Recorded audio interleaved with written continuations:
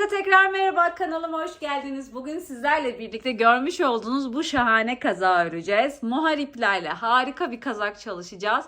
İpi çok güzel, dokusu çok güzel. Mohair ip olduğu için yumuşacık ve sıcacık tutuyor.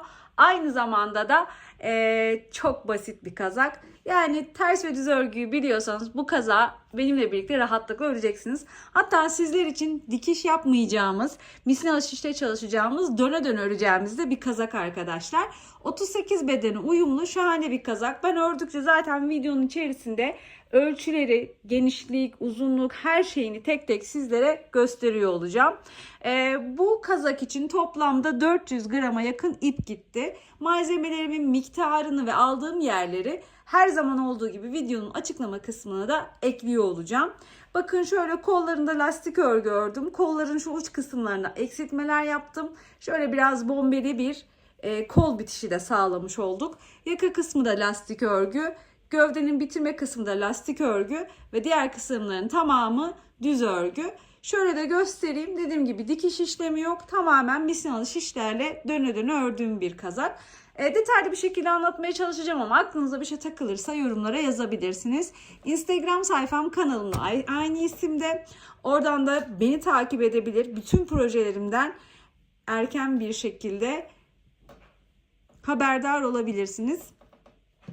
Şöyle kazağımı tekrar katlayayım. Gerçekten çok güzel bir kazak oluyor. Örecek arkadaşlarıma şimdiden kolaylıklar diliyorum. Hadi örmeye başlayalım. Evet arkadaşlar, şimdi kullanacağımız malzemelerimize bakalım. Boyundan başlamalı, 38 bedeni uyumlu, mohair iple çok güzel bir kazak çalışacağız. Mohair ip kullanıyorum, dediğim gibi bu ipi çok seviyorum. Ben daha önce bu ipin farklı bir tonuyla hırka çalışmıştım. Onun tarifi de zaten kanalımda var. Hem örmesi çok keyifli, hem efsane güzel bir dokusu oluyor ve sıcacık tutan şahane bir ip. Toplamda 5 yumak hazırladım. Zaten videonun sonunda kaç gram gittiğini sizlerle beraber ben de görüyor ve sizlere söylüyor olacağım. Videonun açıklama kısmında hem malzemelerimin linkini ekleyeceğim hem de kullandığım miktarları yine ekliyor olacağım. Mutlaka videolarımın açıklama kısmını okuyun arkadaşlar. Döne döne öreceğimiz bir kazak olacak. O yüzden şöyle 7 milimlik şişle öreceğim. 40 santimlik misinalı şişle başlayacağım. Daha sonra da yaka kısmı ilerledikten sonra da misinalı şişimi yine 7 milim olarak devam edecek ama bu sefer uzunluğu 100 santim olan misinalı şişe geçeceğim. Tüm malzemelerimin linkini dediğim gibi videonun açıklama kısmına ekliyorum arkadaşlar. Kanalıma abone olup videolarımı beğenmeyi ihmal etmeyin. Instagram sayfam, kanalımla aynı isimde Aysha Hobi. Oradan da bana ulaşabilir. Detaylı öğrenmek istediğiniz şeylerin bilgisini alabilirsiniz. Ve yeni projelerimden de daha erken zamanda haberdar olabilirsiniz. Şimdi bu güzel hırkamızı örmeye başlayalım. Evet arkadaşlar, önce ilmek atarak başlayacağız. Toplamda 62 tane ilmek atacağım arkadaşlar şişime. Şöyle ipimi alıyorum. Baş parmağım ve işaret parmağımın arkasından geçirdim. Bakın diğer parmaklarımı da şuradan tutuyorum ve ilmek atlamaya başlıyorum. Dediğim gibi toplamda 62 tane ilmek atacağım. Daha sonra bir miktar bir ters bir düz örgü örüp lastik örgü yapacağım yaka kısmına. Lastik örgüden sonra düz örgüye geçeceğim ve kazağımın tamamını düz örgü örerek ilerleteceğim. Hemen ilmeklerimizi bu şekilde atalım. Tabi bildiğiniz farklı bir ilmek atma yöntemi varsa o şekilde de atabilirsiniz. Nasıl kolayınıza geliyorsa hiç fark etmez. Evet, ilmeklerimi attım arkadaşlar. Bakın sonuna şöyle bir de düğüm atıyorum. Döne döne öreceğim. Toplamda 62 tane ilmek attım.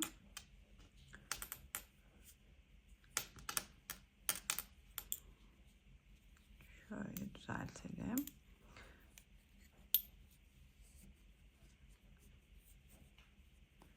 Bir ters bir düz öreceğim dediğim gibi, yani lastik örgü yapacağım. Hemen ilk ilmeğimi düz örgü örerek örmeye başlıyorum. Bakın ilk ilmeğimi düz ördüm. İkinci ilmeğimi ters örüyorum. Bir tane düz örüyorum. İpimi öne alıyorum. Bir tane ters örüyorum. İpimi arkaya aldım. Bir tane düz ördüm. İpimi öne aldım. Bir tane ters ördüm.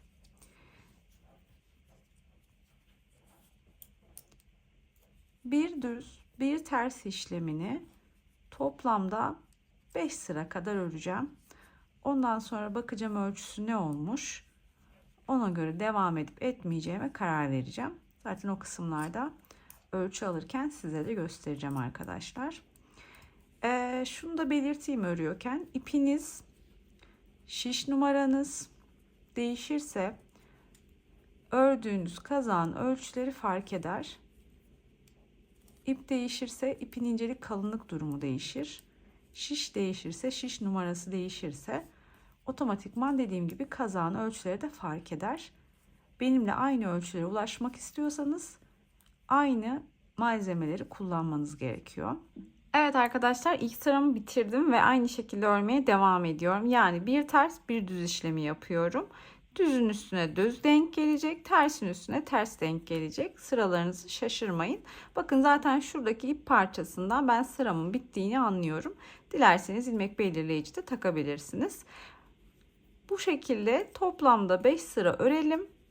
Sonra ölçüsüne bakıp düz örgü kısmına geçelim. Düz örgü kısmına geçerken de zaten ayrımları yapacağız. İlmek ayıracağız. Arttırma noktalarımızı belirleyeceğiz. O kısmı da beraber yapacağız. Dediğim gibi düz örgümüzün üstüne düz, ters örgümüzün üstüne ters denk gelmesine dikkat edin. Yani bir ters bir düz örerek yakamızı tamamlayalım. Evet arkadaşlar, ben şimdi şöyle 5 sıra ördüm. 5 sıra ördüğümde uzunluğu ne oldu ona şöyle bir bakalım. 3 santimlik bir uzunluğumuz oldu. Şöyle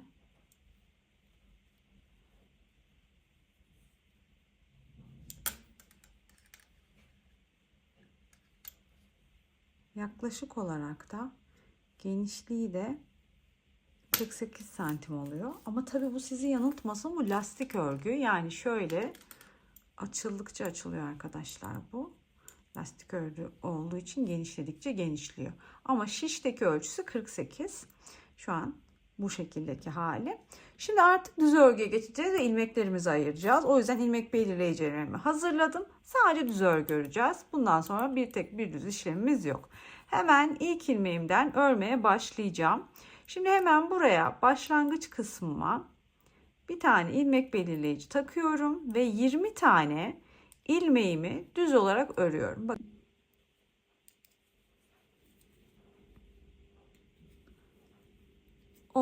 Şu an 10 tane ilmeğimi ördüm. 11,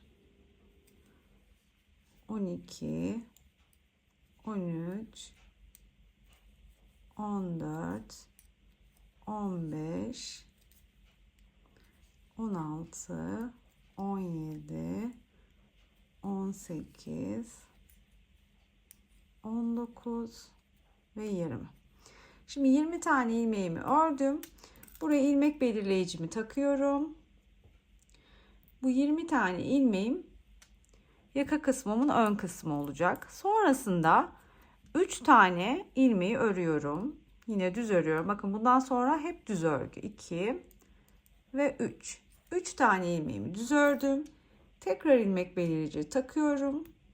Bu 3 tane düz ilmeklerimde işlem yapmayacağım daha sonraki sıralarda. Bu 3 tane ilmeğin sağında ve solunda arttırmalar yapacağım.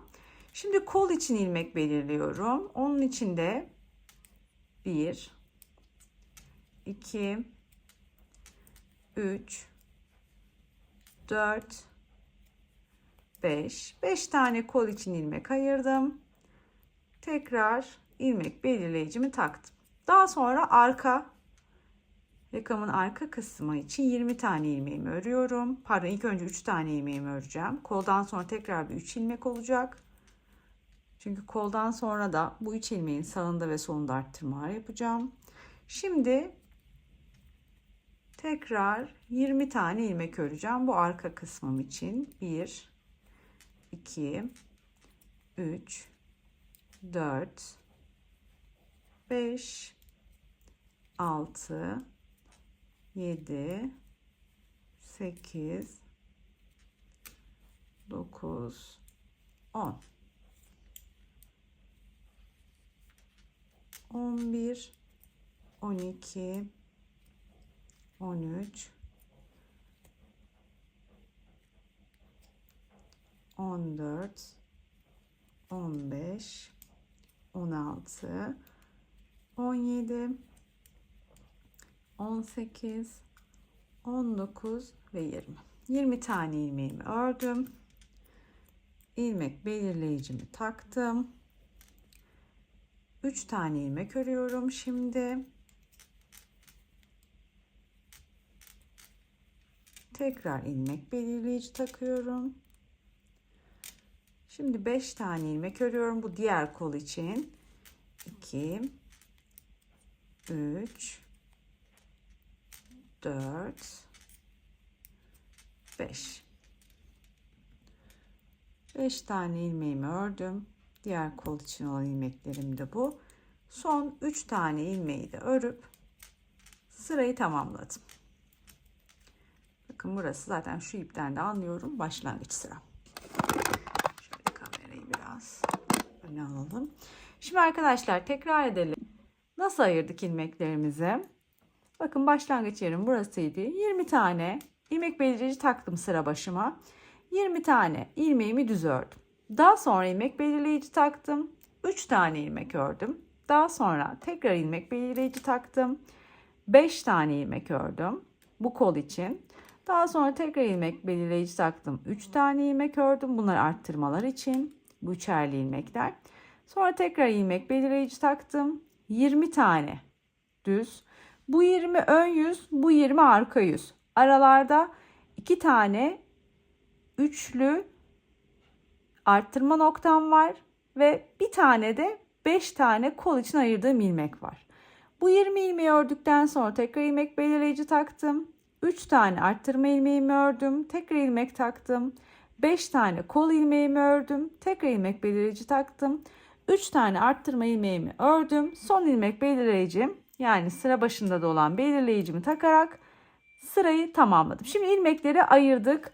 23, 5, 3, 23, 5, 3 şeklinde olmuş oldu. Şimdi başlayalım arttırmaları yapmaya. Şimdi bir miktar arttırma sıraları yapacağız. Ölçü olarak daha sonra ben size yine vereceğim. Arttırmalarımızı koltuk altımıza kadar öreceğiz. Daha sonra arttırmalar bitecek. Kol kısmını ayırıp gövdeye devam edeceğiz. Hemen başlayalım. Nasıl yapacağız arttırmalarımızı? Bakın burası benim başlangıç noktam. Sıramın başlangıç noktası. 20 tane ilmeğim var. Bu 20 ilmeğin ilk ilmeğinde bir arttırma yapacağım. Bir de sonraki ilmeğinde arttırma yapacağım. Hemen ilk ilmeğimde arttırmayı yapıyorum. Arttırmayı nasıl yapıyorum? Bakın burada ilmeğim var. İlmeğimin tam alt kısmında bir önceki sıranın ilmeğinin şöyle sağ kanadını tuttum. Şişe attım bunu ve önce bunu düz olarak ördüm. Daha sonra şişimdeki diğer ilmekleri ördüm. İlk arttırmamı böylelikle yapmış oldum arkadaşlar. Şimdi son ilmeğe kadar, yani ilmek belirleyicimin dibindeki ilmeğe kadar örüyorum. Bu 20 tane ayırdığım ilmeğin sonuncusunda da başlangıcında yaptığım gibi arttırma yapacağım.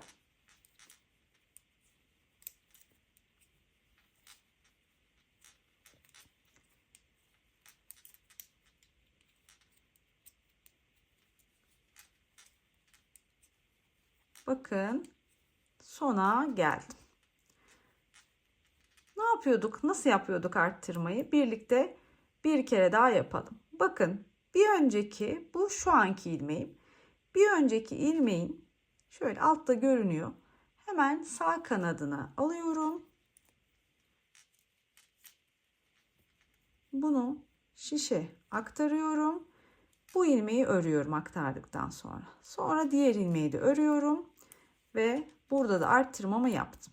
İlmek belirleyici şişe geçirdim. 3 tane ilmekte arttırma yapmadan örüyorum. ilmek belirleyicimi şişe geçirdim. 5 tane ilmek, yani kol ilmeklerim. Burada da arttırma yapacağım.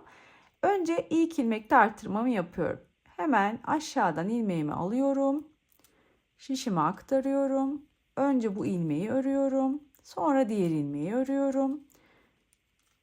Ta ki ilmek belirleyicinin yanındaki ilmeğe kadar aradaki ilmekleri örüyorum. Başlangıçta yaptığım gibi sonda da arttırma yapacağım. Bakın aynı şekilde sağ kanadı alıyorum. Şişe aktarıyorum ve arttırmamı yapmış oluyorum. 5 tane ilmeği ördüm. Başta ve sonda arttırma yaptığım için görmüş olduğunuz gibi 7'ye çıktı. Buradaki 20 ilmek de başta ve sonda arttırma yaptığım için 22'ye çıktı. Şu 3 tane ayırdığımız ilmeklerde hiç artış yapmayacağız. Bunları sabit öreceğiz. Bu ilmeklerin sağında ve solunda artış yapıyoruz. O yüzden bu ilmeklerde hiçbir artış yok. Bunlar 3 tane olarak devam edecek hep. Geldik bakın diğer üçlü ilmeğe. Ne demiştik? Bunlarda artırma yapmıyoruz. O yüzden direkt örüyorum. Sonra ilmek belirleyicimi şişe aktarıyorum ve 20 tane ilmeğime geldim. Aynı şekilde ilk ilmeğimin alttaki sağ kanat ilmeğini alıyorum ve şişime aktararak bu ilmeği örüyorum. İlk arttırmamı böylelikle yapmış oluyorum.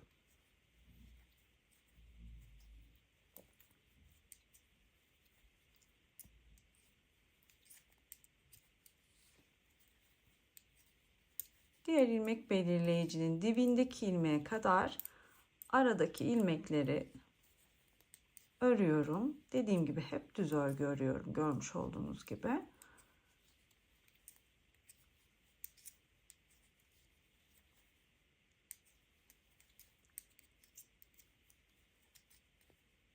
Bakın son ilmeğe geldim.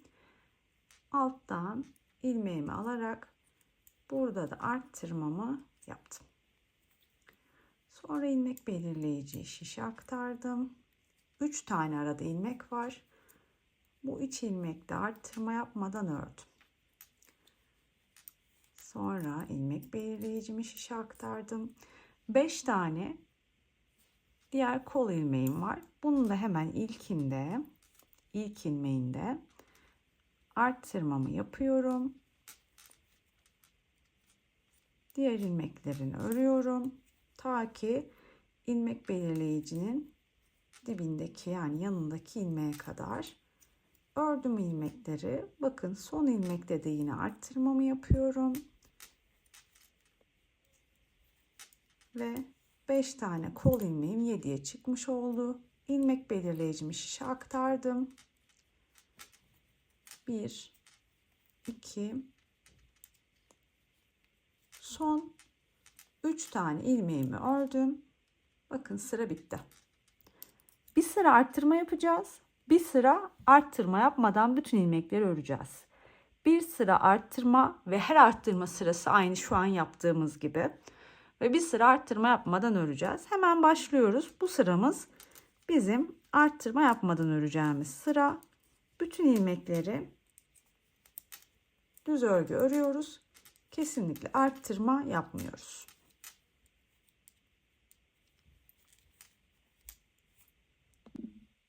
Bakın ilmek belirleyicinin olduğu yere geldim. Arttırma yok. Ördüm. İlmek belirleyici şişe aktardım ve örmeye devam ettim. Tüm ilmekleri örüyorum. İlmek belirleyiciye geldiğinde onu tekrar şişime aktarıp devam ediyorum.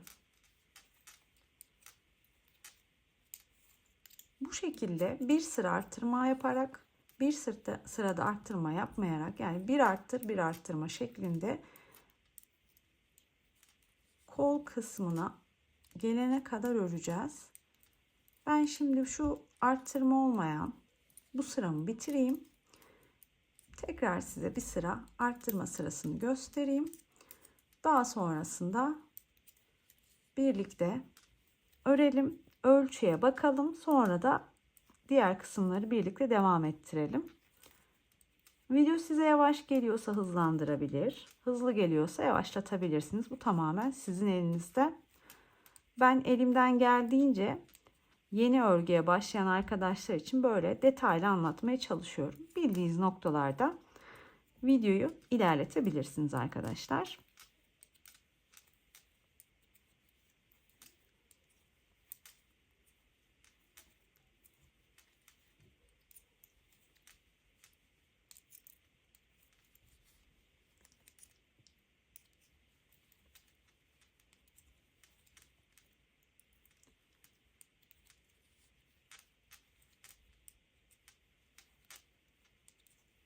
Görmüş olduğunuz gibi arttırma yapmadan tüm sıralarımı, tüm ilmeklerimi ördüm ve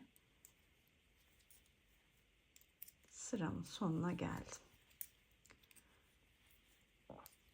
Birinci sırada arttırdım, ikinci sırada arttırmadım. Şimdi üçüncü sıradayım. Bu sırada yine arttırma yapmam gerekiyor. Tekrar bir kere daha yapalım arttırmaları. Nasıl yapıyoruz? Bakın sıramızın başında hemen ilk ilmekte arttırma yapıyoruz. Arttırmayı nasıl yapıyoruz? İlmeğin hemen altında bir önceki sırada ördüğümüz ilmek oluyor bu. Hemen sağ kanadını alıyoruz. Şişimize aktarıyoruz ve bu ilmeği önce örüyoruz. Sonra da diğer ilmekleri örüyoruz ve böylelikle arttırma yapmış oluyoruz. Başlangıcında arttırma yaptık. Aradaki ilmeklerde arttırma yok. Direkt hepsini örüyoruz.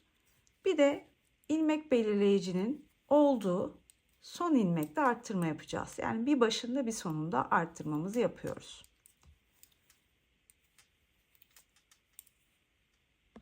Evet, ilmek belirleyicinin dibindeki yani son ilmeğe geldim. Burada hemen arttırmamı yapıyorum. Sonra ilmek belirleyicimi şişe aktarıyorum. 3 tane ilmek var. Bu 3 ilmekte ne yapıyorduk? Arttırma yapmıyorduk. Direkt örüyorum 3 tane ilmeğimi. İlmek belirleyicimi atıyorum tekrar şişe. Diğer ilmeklerdeyim. Bu kol için ayırdığımız ilmekler. Hemen bunda da arttırmamı yapıyorum. Başlangıcında yaptım arttırmamı.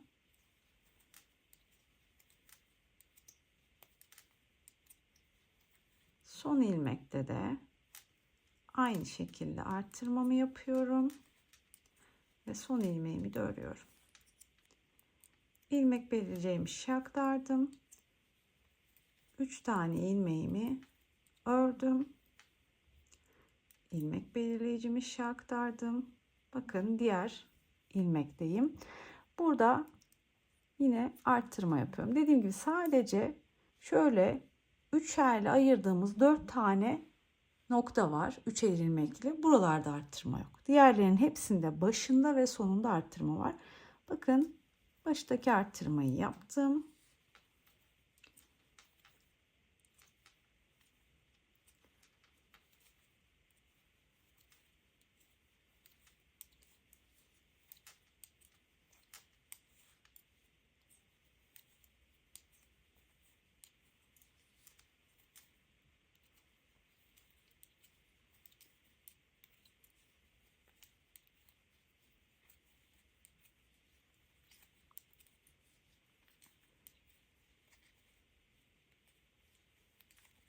Evet, sondaki ilmeğe geldim.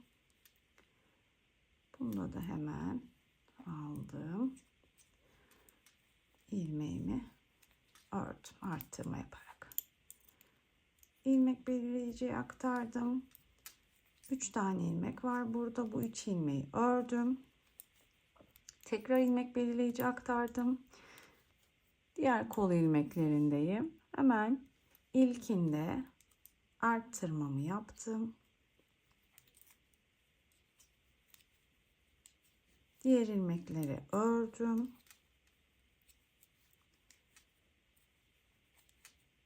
Son ilmeğimde tekrar arttırmamı yaptım. İlmek belirleyicimi şişe aktardım. Ve 3 tane ilmeğimi örerek 3.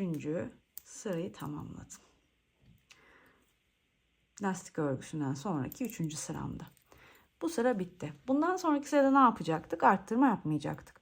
Şimdi tekrar göstermeyeceğim çünkü aynı işlemler. Takıldığınız yerde geri sarıp videoyu izleyebilirsiniz. Şimdi tekrar edeyim. Bir sıra arttırma yapacağız. Bir sıra arttırma yapmayacağız. Bir sıra arttırma yapacağız. Bir sıra arttırma yapmayacağız şeklinde öreceğiz. Sonrasını zaten yine sizle birlikte devam edeceğiz. Evet arkadaşlar, bakın ben arttırmalarıma devam ettim. Şöyle bayağı bir ördüm. Şimdi artık arttırma kısmını bitirip kolu ayırıp gövdeyi sadece örmeye başlayacağım.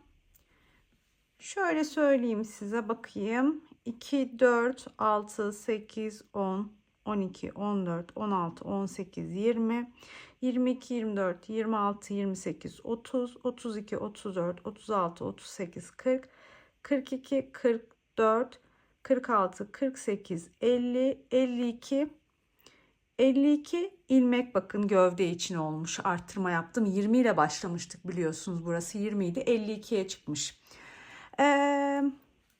Bunların arttığı gibi kolda arttı. Kolda isterseniz sayıp söyleyeyim size. 2, 4, 6, 8, 10.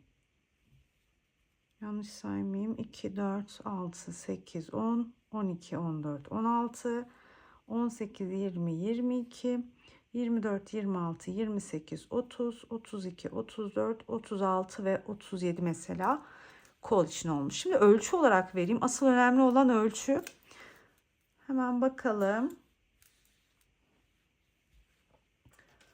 Evet, şimdi şuradan ölçeceğim. Burası bakın 3 tane ilmek kısmı. Arttırma yapmadığım, sabit ördüğüm 3 ilmek kısmı. Tam buradan ölçüyorum. 23 santim arkadaşlar.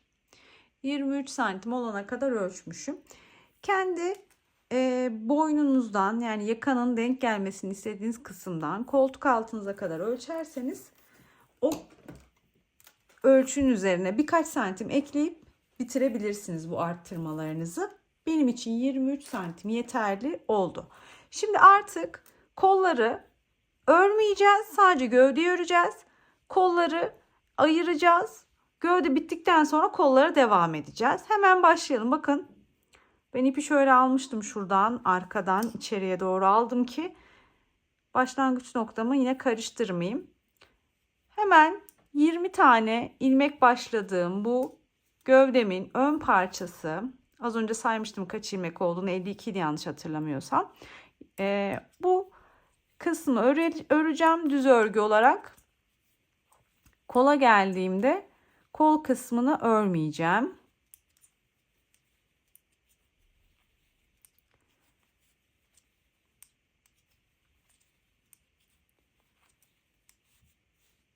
Evet arkadaşlar, bakın başladım ve ördüm ta ki şu 3 tane ilmeğin olduğu kısma kadar. Bu 3 tane ilmeğin hemen ilmek belirleyicimi çıkarıyorum. 2 tanesini örüyorum. Diğer bir taneyi örmeyeceğim.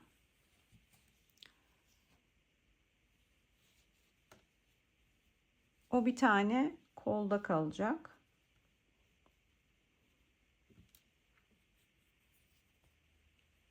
Bu kısımda, şurası görmüş olduğunuz gibi kol için ayırdığımız kısım.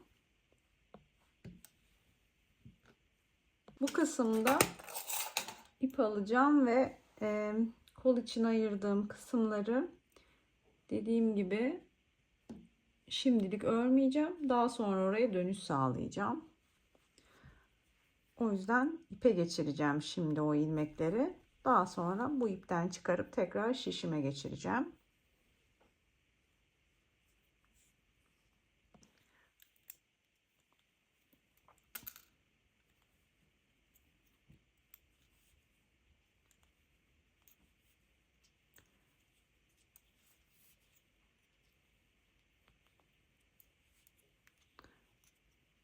İğne yardımıyla şişten ilmekleri boşaltıyorum arkadaşlar.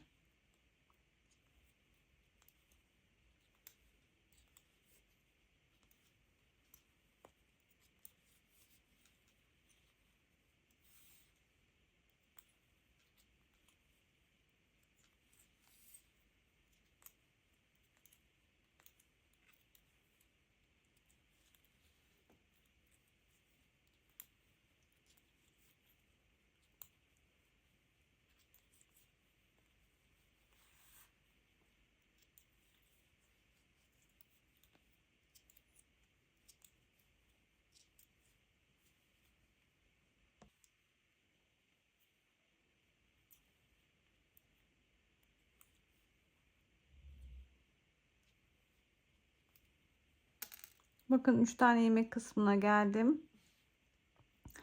Oradaki 2 ilmeği de bir ilmeği aldım kol için.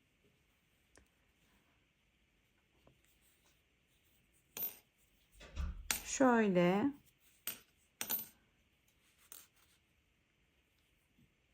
bu ilmekleri düğüm atacağım. Şimdilik bunlar bekleyecekler arkadaşlar. Daha sonra bunları gövde bittikten sonra kolları örmeye başlayacağız. Şöyle keseyim. Şimdi bakın kol için olan ilmekleri ayırdık. Gövde için şu an sırt kısmı burası oluyor. Tekrar örmeye devam edeceğiz. 3 tane ilmeğin bir tanesini kola ekledik. Yani şuraya ekledik. 2 tanesi kaldı. 2 taneyi örüyorum. İlmek belirleyiciyi artık çıkarıyorum. Onunla işim yok. Diğer ilmekleri de örüyorum ta ki diğer 3 tane ayırdığım ilmeğe kadar.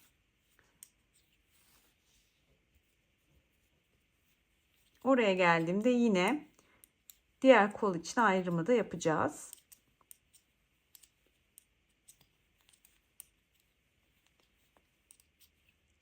Bakın 3 tane ilmek ayırdığım yere geldim. İlmek belirleyici çıkardım. 2 tane ilmeği gövdeye dahil ettim. Ve şimdi diğer ilmekleri kol için tekrar ayıracağım. Diğer kolumuz olmuş olacak yani. Hemen iğneme ipimi taktım. İlmek belirleyiciyi aldım. Bakın 3 tane ilmeğin bir tanesi burada. Diğer ikisini gövdeye dahil ettim. Yani ördüm.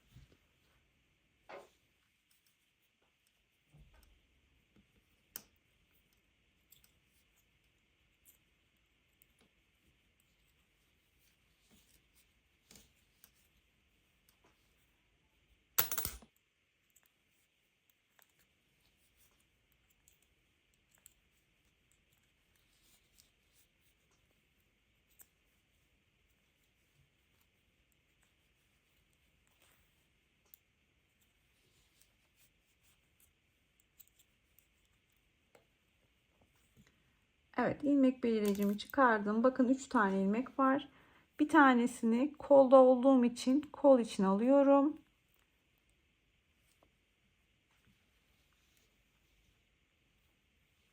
Ve burada artık kol için ilmeklerim tamamlanmış oldu. Bu ipi şöyle bağlıyorum. Kesip iğnemi buradan çıkarıyorum. Burada görmüş olduğunuz gibi 2 tane ilmeğim kaldı. 3 ilmekli birini kola dahil ettim. 2 ilmek kaldı. Bu 2 ilmeği de örüp sırayı bitirmiş oldum. Şimdi kolları ayırmış olduk. Sadece gövde ilmeklerimiz kaldı. Bu benim sıra başlangıcım için ilmek belirleyicim. Bunu yine şişime aktarıyorum. Şimdi bundan sonra yapacağımız tek işlem sadece şişte kalan ilmeklerimizi örmek. Bu ilmeklerimizi ördüğümüzde gövdemizi örmüş olacağız. Gövdemizi kazağımız ne kadar uzunlukta olsun istiyorsak o kadar öreceğiz. Gövdemizin ucunda başlangıçta yaptığımız gibi lastik örgü yaparak bitireceğiz. Onu da hesaba katarak uzunluğunuzu belirleyebilirsiniz. Ben şimdi bütün ilmeklerimi kazağım uzunluğu ne kadar olsun istiyorsam o kadar öreceğim. Zaten ördükten sonra yine size ölçü vereceğim. Sonra lastik kısmını beraber öreceğiz. Lastik kısmını ördükten sonra da tamamen uzunluk ölçüsünü vereceğim. Sonra kol kısmına geçeceğiz. Kollarımızı da örüp kazağımızı bitireceğiz. Çok pratik bir kazak arkadaşlar. Gördüğünüz gibi tek yaptığım işlem düz ve ters örgü örmek. Misinalı şişli ördüğüm için de dikiş işlemi de yok. O yüzden ekstra bir kolaylık hem de güzellik katıyor kazağımıza. Bakın görmüş olduğunuz gibi tek yaptığım şişimde kalan ilmekleri örmek oluyor. Bu kısımları tekrar göstermeyeceğim arkadaşlar. Dediğim gibi çünkü tek yaptığım işlem düz örgü ve şişteki ilmeklerin tamamını örmek. İlmek belirleyicimi taktım. Oraya gelene kadar örüyorum. Daha sonra tekrar aynı yerden devam ediyorum. Yani dediğim gibi arttırma azaltma yok. Şimdi örelim bütün ilmeklerimizi istediğimiz uzunluğa gelene kadar. Sonrasında birlikte devam ettirelim. Bakın kol altı kısmından da geçmiş oldum. Yani şurayı kol için ayırmıştık. Başlangıç ilmeğim burada. Başladığım bütün ilmeklerimi örüyorum. Şimdi böyle gördüğünüz bu yuvarlak parçanın tamamını öreceğim. Lastik kısmı bittikten sonra keseceğiz. Sonra bu ayırdığımız iple tutturduğumuz ilmeklere tekrar şişimizi geçirip burayı da döne döne öreceğiz. O kısımları zaten yine gösteriyor olacağım. Evet arkadaşlar, ben epeyce ördüm. Gerçekten çok güzel oluyor. Şimdi size ölçü olarak da vereyim. Şöyle düzelteyim. Elimle düzeltelim. Şimdi arkadaşlar yakadan başlayarak uzunluk ölçüsünü vereceğim. Tam bitmedi. Yani şimdi lastik kısmına geçeceğim. O yüzden lastik kısmına kadar ölçüyü vereyim. Lastiği ölçtükten sonra tekrar size son bir uzunluk ölçüsünü veririm. Şöyle göstereyim. 54 santim arkadaşlar şu anki uzunluğumuz. Genişliğine de bakalım. Kazağımızın genişliği ne kadar olmuş?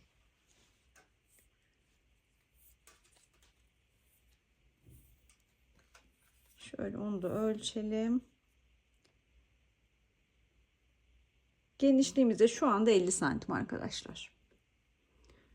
Bakın şöyle tutayım görün. 50 santimlik de genişliğimiz var. Şimdi lastik kısmına geçebiliriz.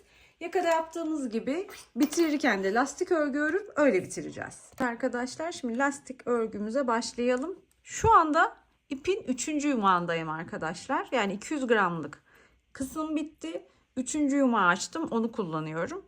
Zaten kazak bittiğinde toplamda kaç gram gittiğini yine size söylüyor olacağım. Bakın başlangıç ilmeğim burada. Lastik örgüyü nasıl yapıyorduk? Bir ters bir düz yapacağız. Yani bir tane ilmeğimi düz öreceğim. Diğer ilmeğimi ters öreceğim. Yakada yaptığımızın aynısı. Bu lastik örgüyü istediğimiz kadar örebiliriz. Yani istersek 5 sıra, istersek 10 sıra. Kendimiz görüntüsü nasıl olsun istiyorsak o kadar örebiliriz. Aynı şekilde kolları ördükten sonra kolların bitiminde de yine lastik örgü yapıp öyle bitireceğiz arkadaşlar. Ben başladım ilk sıramı örmeye, ilk lastik sıramı örmeye. Dediğim gibi şu an tek yaptığım işlem bir düz, bir ters örmek. Arkadaşlar ilk lastik sıramı bitirdim. İkinci lastik sıramı örüyorum. Aynı işleme devam ediyorum. Yani bir düz bir ters örüyorum. Düz ilmeğimin üstüne düz, ters ilmeğimin üstüne ters gelmesine dikkat ederek ilerliyorum. Ben şimdi birkaç sıra öreceğim. Sonra toplamda lastik sırasını kaç sıra örmüşüm ve lastik dahil uzunluğum kaç olmuş onu göstereceğim ve ondan sonra da beraber kol kısmını yapmaya başlayacağız. Arkadaşlar 6 sıra lastik örgümü yaptım. Şimdi artık kesme işlemini yapacağım. Gövde bitti. Kesme işlemini nasıl yapıyoruz? Bunu da göstereyim size. Şimdi arkadaşlar normal ilk ilmeğimi örüyorum. Daha sonra ikinci ilmeğimi örüyorum. Ve ilk ördüğüm ilmeği ikinci ilmeğin üzerinden atlatıyorum. Yani geçiriyorum. Sonraki ilmeğimi örüyorum. Tığdaki ilk ilmeğimi üzerinden atlatıyorum. Sonraki ilmeğimi örüyorum. Tığdaki ilmeğimi diğer ilmeğin üstünden geçiriyorum. Bunu tığla da yapabilirsiniz. Ben bazen tığla yapıyorum ama şu an şişle yapmak istedim. Yani böyle zor geliyorsa tığla da yapabilirsiniz. Ya tığla da göstereyim, aynı şeyi yapacağız. Hiçbir fark yok. Sadece tığda bakın şöyle ilmeği, şişteki ilmeği örüyorum. Daha sonra çıkan ilmeği tığdaki ilmeğin içinden geçiriyorum. Elimle atlatmama gerek kalmıyor. Üstünden geçirmeme gerek kalmıyor. Hangisi kolayınıza geliyorsa o şekilde yapabilirsiniz arkadaşlar. Bu şekilde ilmeklerimizi keseceğiz ve gövdemiz bitmiş olacak. Ben zaten kesme işlemi bittikten sonra gövdenin son bir uzunluk ölçüsünü size ölçüp göstereceğim.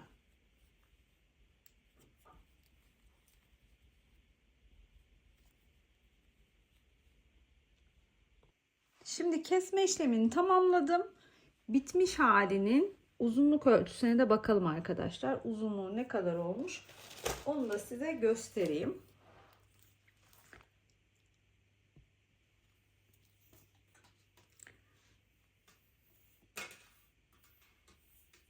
Şöyle bakın, yakadan bittiği noktaya kadar ölçüyorum.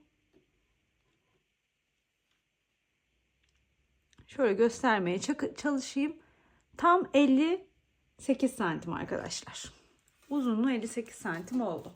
Şimdi artık kol kısmına geçelim. Kol için tekrar 40 santimlik misinalı şişe geçeceğim. Küçük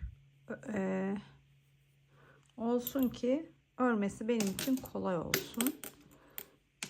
İpimi biliyorsunuz düğüm yapmıştım.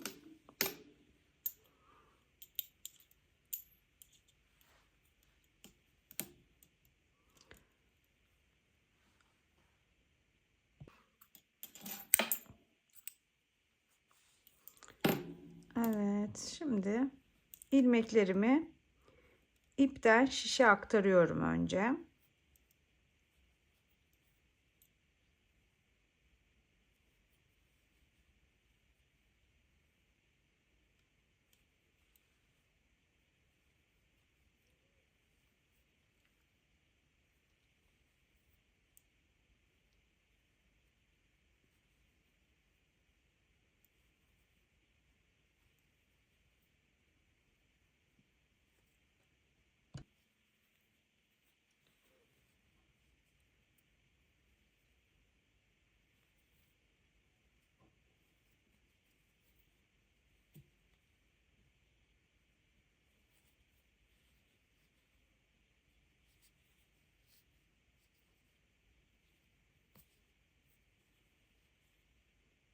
Evet, ilmeklerimizi şişe geçirdik. Şimdi ilmekleri geçirdikten sonra bakın tam kol altında, koltuk altında şöyle bir boşluk var. Bu boşluğun oluşmasını istemediğimiz için buradan da ilmek çıkaracağız. Hemen gördüğümüz ilmeklere batıp birer tane ilmek çıkarıyoruz. Bakın ben 2 tane çıkardım. Bir sonraki boşluğa battım. 3 tane oldu. Ve bir sonrakine de battım. 5. Toplamda buradan 5 tane ilmek çıkardım. Şimdi bu benim başlarken yaptığım, yani şişe geçirdiğim ilk ilmeğim. Şurada ipimi hemen bir düğümlüyorum. Küçük ipimi sıkılaştırıyorum. Buraya dilerseniz karıştırmamak adına ilmek belirleyici takabilirsiniz. Ben hemen ilk ilmeğe ilmek belirleyici taktım. Bundan sonra yapacağım işlem döne döne bütün ilmekleri örmek. Düz örgü örüyoruz ta ki kol ucuna geldiğimizde aynı gövdede yaptığımız gibi lastik örgü örüp bitireceğiz kolu da. Bu kısımlarda ekstra bir işlem yok arkadaşlar artık. Sadece bütün ilmeklerimizi örelim. Daha sonra ben size lastik örgüsünü de ördükten sonra toplamda kol uzunluğu da ne olmuş onu da yine ölçerek göstereceğim.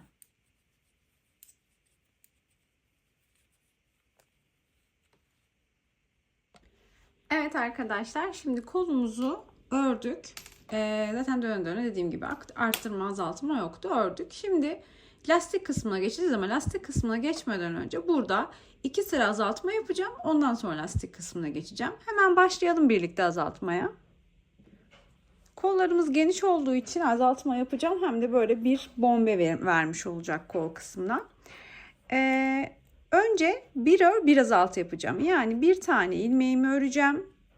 Diğer 2 ilmeğimi aynı anda örerek eksilteceğim. Bir tane ilmeğimi örüyorum. Ondan sonraki 2 ilmeğimi ikisini aynı anda örerek azaltıyorum. Düz örgü. Bir tane örüyorum. Sonraki 2 ilmeğimi aynı anda örerek azaltma işlemi yapıyorum. Tamamına bu işlemi uygulayacağım.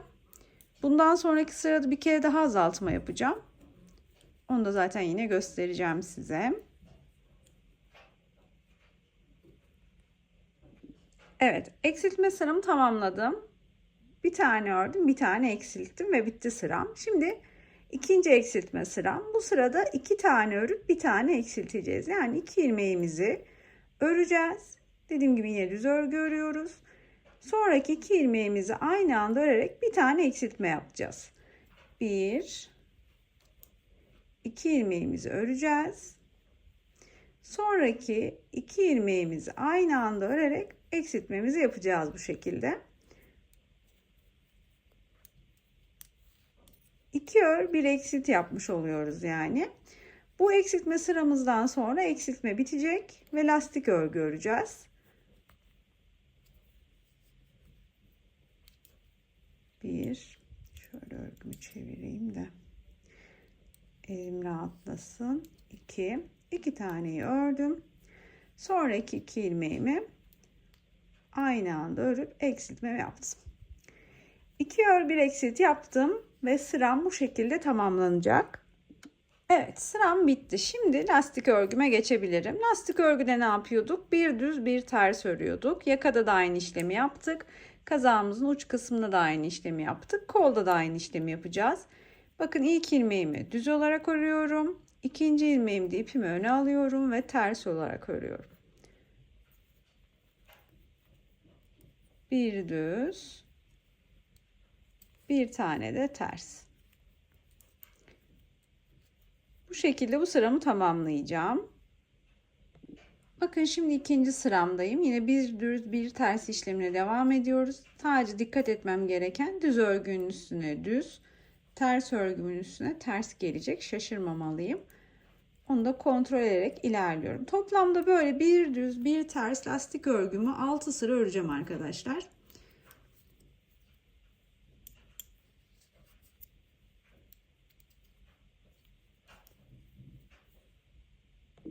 Evet, ben kol kısmındaki lastik örgümü de ördüm. Şimdi kolda artık işlemimiz bitiyor. İlmeklerimizi keselim.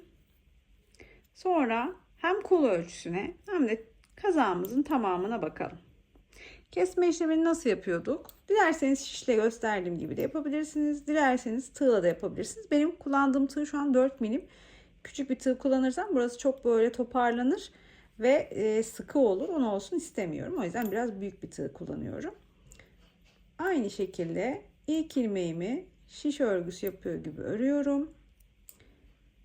İkinci ilmeğimi de örüyorum. Sonra ikinci ilmeği tığdaki ilk ilmeğin içinden geçiriyorum. Sıkı sıkı yapmıyorum bu işlemleri.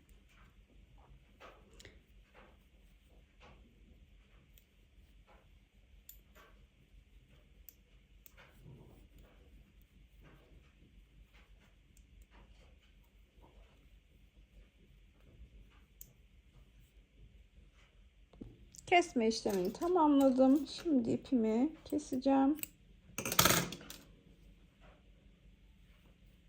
Tığımla bir tane zincir çekip düğümlemiş olacağım. Artık şu ilmek belirleyiciyi de buradan çıkarabilirim. Etamin iğnesiyle de şöyle kalan parçayı birkaç ilmeğin içinden gezdirerek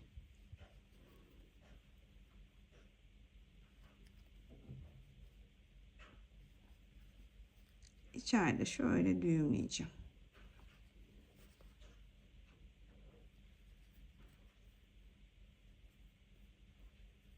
Evet arkadaşlar, şimdi bir de kol ölçümüzün son haline bakalım. Sizler için şöyle yakadan bittiği noktaya kadar ölçüyorum.